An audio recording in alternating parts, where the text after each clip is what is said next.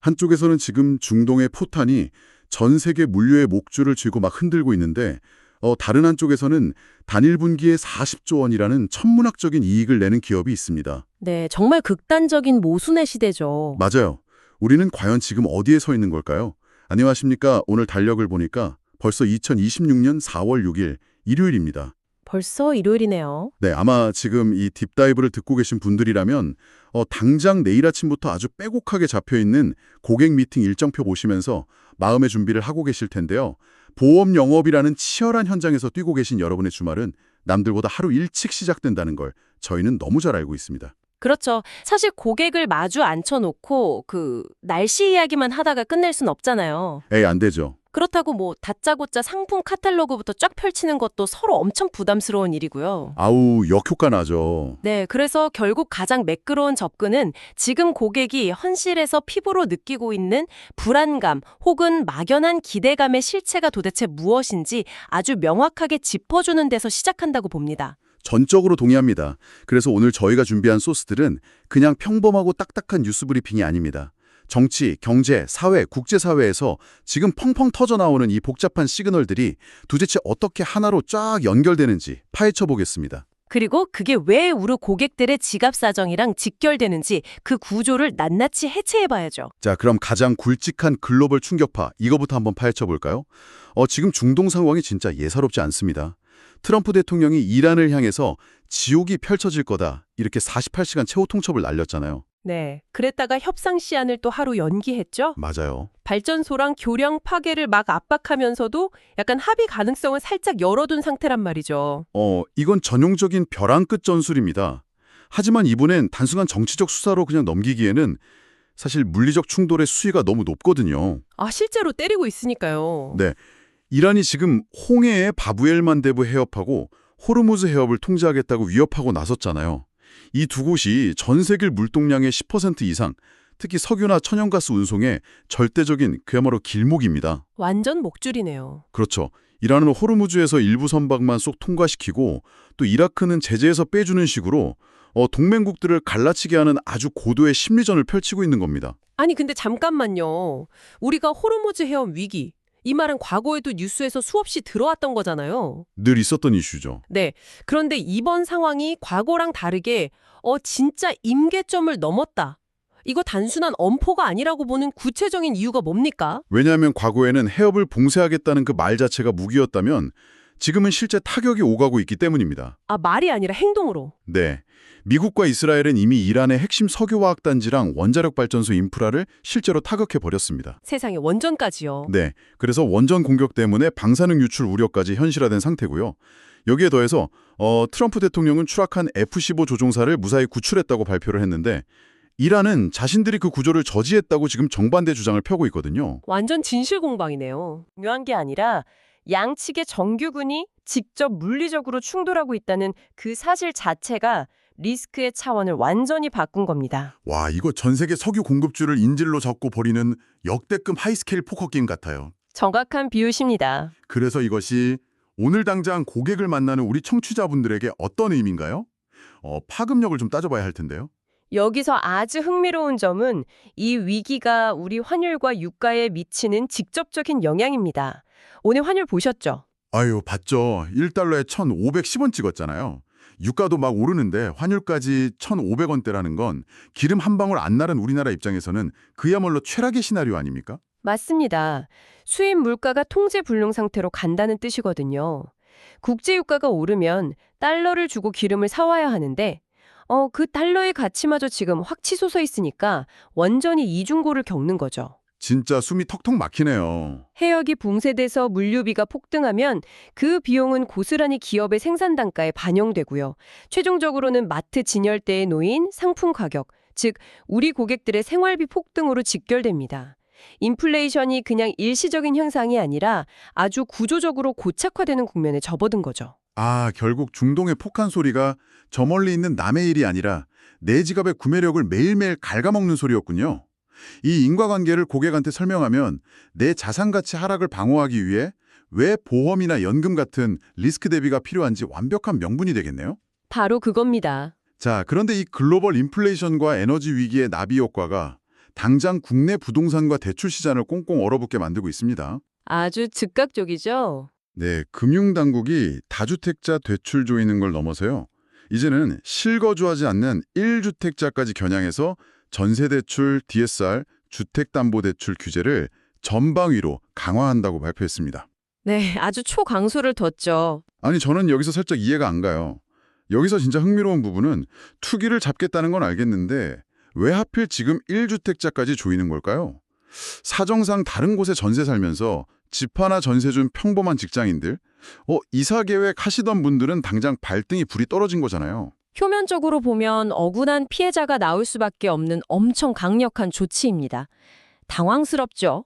하지만 거시경제를 관리하는 당국의 시선에서 보면 그 메커니즘이 완전히 다릅니다. 어떻게 다른가요? 비유하자면 지금 한국 경제는 브레이크 파열이 의심되는 무거운 트럭을 몰고 가파른 내리막길에 접어든 상황입니다.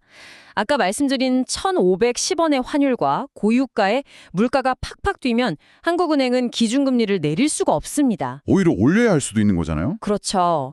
이런 고금리 환경에서 가계부채가 더 늘어나면 나중에는 손을 쓸 수 없는 연쇄 부도로 이어지거든요.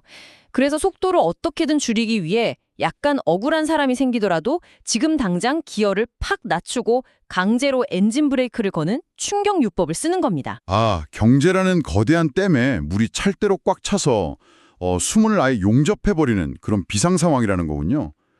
대출 통로 자체를 막아버린다니 진짜 패닉이겠네요. 바로 그 지점이 오늘 영업 현장에서 고객과 나누실 대화의 핵심입니다.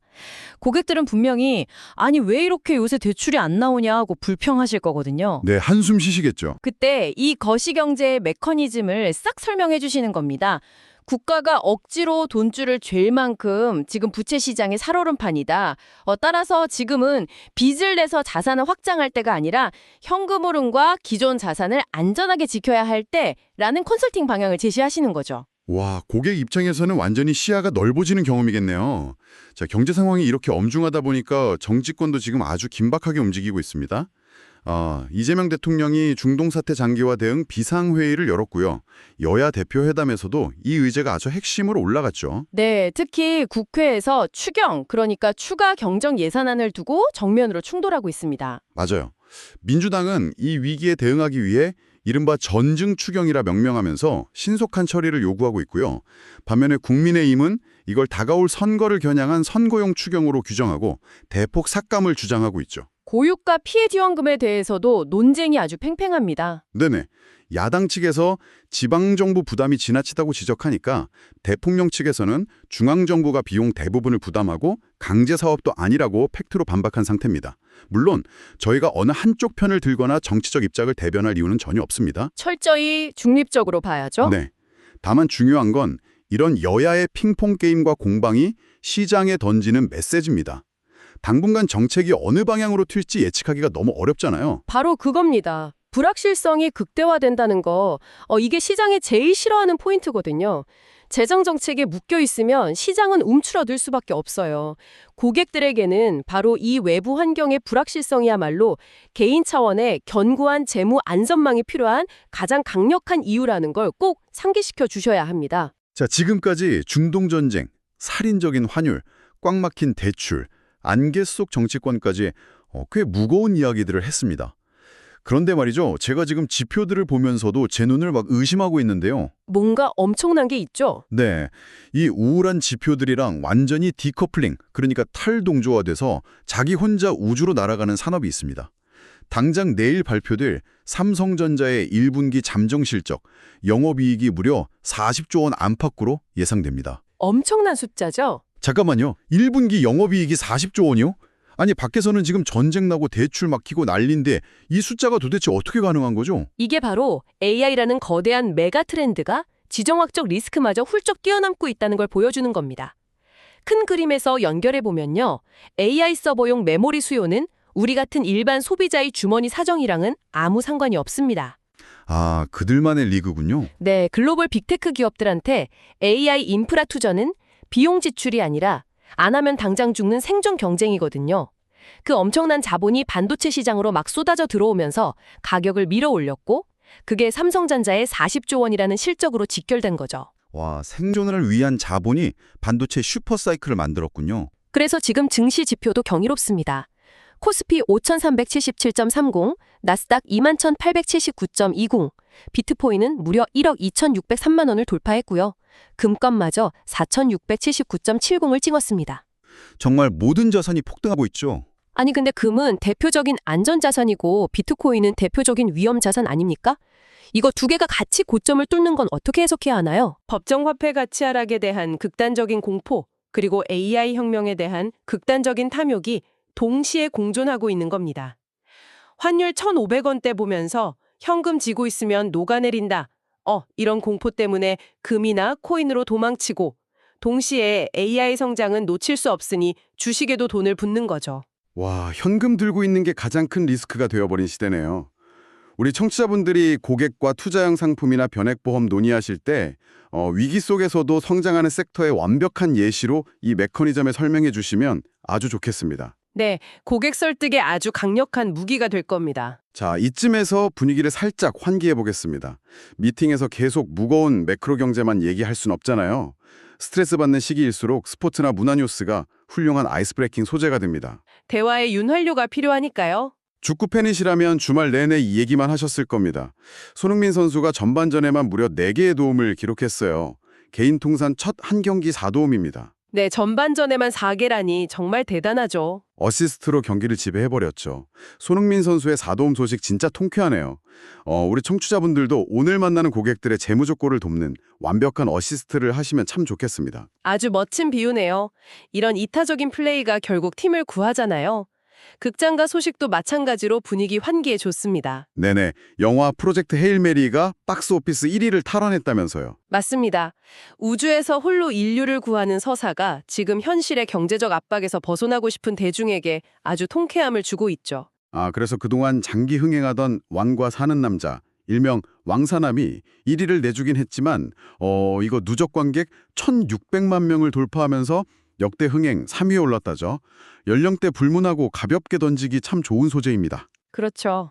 그런데 분위기를 바꿔서 자연, 환경 쪽 뉴스를 보면 조금 씁쓸하고 심각한 소식도 있습니다. 식목일 직후에 들려온 그 뉴스요. 지리산 침엽수 7만 그루가 말라 죽었다는 거. 이거 비가 안 와서 그런 건가요? 근본적으로는 기후변화와 가뭄이 원인이죠. 하지만 여기서 우리가 고객과 나눌 수 있는 진짜 중요한 인사이트는 따로 있습니다. 산에서 나무 수만 그루가 죽었다는 건 흙을 움켜쥐고 있던 뿌리가 썩어서 지지대가 사라졌다는 뜻이거든요. 그럼 다가올 여름 장마 때. 네, 그대로 토사가 무너져 내리는 대규모 산사태로 이어질 우려가 커진 겁니다. 와, 기후 리스크가 먼 미래의 빙하 얘기가 아니라 당장 내 일상을 위협하는 즉각적인 위험이 된 거네요. 맞습니다. 바로 이 지점에서 자연재해와 기상이변에 대비하는 보장성 자산, 즉 안전망 구축이 왜 지금 당장 필요한지 자연스럽게 이어가실 수 있습니다. 그렇군요. 아주 좋은 포인트입니다. 마지막으로 철저히 가치 판단 없이 팩트만 전달해드리는 국내 정치 사법 단신입니다. 윤석열 전 대통령 체포방해 혐의 항소심이 오늘 최종 변론을 끝으로 마무리됩니다. 1심에서는 징역 5년이었죠. 네, 결과가 곧 나오겠네요. 그리고 6월 지방선거도 시끄럽습니다. 불법 전화방, 현금 봉투가 적발돼서 후보자 부인 등이 고발됐고요. 대구시장 국민의힘 공천 갈등도 커지고 있습니다. 주호영 의원, 이진숙 전 위원장 무소속 출마 시 사파전 가능성도 나오고 한동훈 전 대표와의 연대 시사까지 아주 복잡합니다. 이런 정치 지형 변화가 경제 정책 기조에 영향을 주니까 팩트 위주로 챙겨두시는 건 좋습니다. 네, 오늘 딥다이브 소스 해체는 여기까지입니다. 오늘 미팅 가시는 길 날씨 챙겨야죠. 전국에 봉비가 내리다가 오후에 차차 맑아진다고 합니다. 낮 기온 13도에서 19도로 포근하겠고 미세먼지는 보통입니다. 네, 우산 꼭 챙기시고요. 오후에는 화창한 날씨처럼 기분 좋게 미팅하시길 바랍니다. 야구 전설 베이브 루스가 이런 말을 했죠. 모든 스트라이크는 나를 다음 홈런에 더 가깝게 맞는다. 영업 현장에서 고객의 거절이라는 스트라이크를 맞으시더라도 절대 좌절하지 마시길 바랍니다. 맞습니다. 오늘 분석한 이 소스들을 종합해서 여러분 스스로 화두를 던져보세요. 오늘 주유소 기름값 보며 한숨 쉬는 고객의 불평을 어떻게 그들의 장기적인 재정 안전망에 대한 긍정적 대화로 반전시키시겠습니까? 여러분의 어시스트가 고객의 멋진 홈런이 되길 기원합니다. 성공적인 영업의 하루를 응원하며 저희는 여기서 인사드리겠습니다. 고맙습니다. 감사합니다. 성공적인 하루 되십시오.